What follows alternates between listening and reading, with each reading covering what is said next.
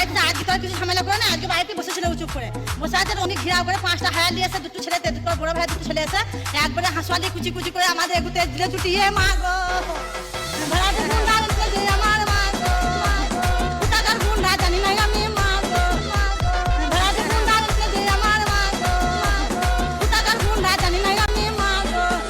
5 জন ছিল আমার মা গো, 5 জন হায়ান ছিল আমার মা গো, সবারই হাতে ছিল অস্ত্র মা গো, আমরা আটকাতে গেছি আমাদের ছুটে